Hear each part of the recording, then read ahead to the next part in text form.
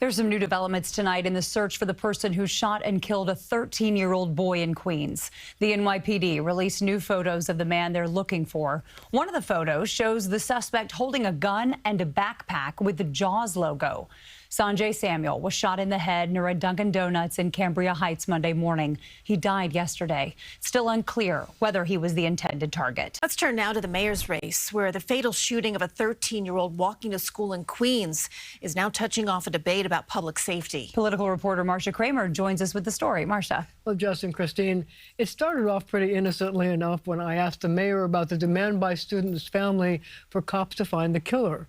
The mayor said the shooting was gang-related and lashed out at those in the race who want to make it more difficult for cops to curb gang violence by eliminating the gang database. And so I think that all candidates should think loud and clear about how policies impact people on the ground. This mother is grieving. The family of 13-year-old Sanjay Samuel, shot in the head outside a Dunkin' Donuts in Cambria Heights as he walked to school, had no idea he would become a poster boy in the increasingly bitter debate over public safety in the mayoral campaign.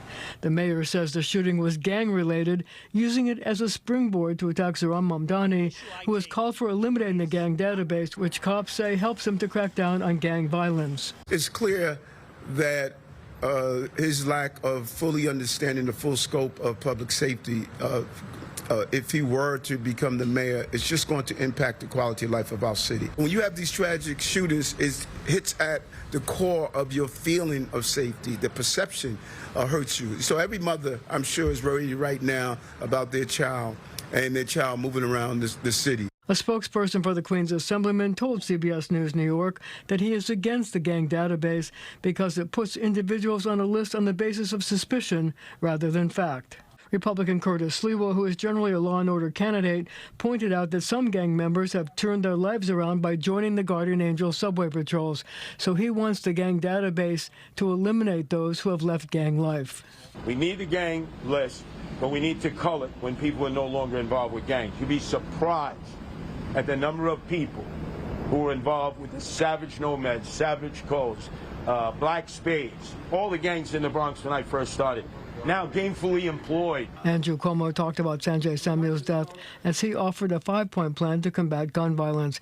He took a swipe at Mamdani, who doesn't want to hire additional police, and he also said he does not support the elimination of the gang database. That's a Mamdani position that, again, speaks to his lack of experience. Now, the mayor took aim at Mamdani's promise to freeze rent, saying it was, quote, diabolical because he can't do it for lots of people, including those living in public housing. Now, a spokesperson for the Queens Assemblyman shot back that Adams, quote, has no substantive vision to present beyond his own failed record of endless corruption. All right, Marcia, still more to come. And more weeks to go. Thank you. Thank you. And for the latest election headlines and to see Marcia's past reporting on the mayor's race, go to cbsnewyork.com.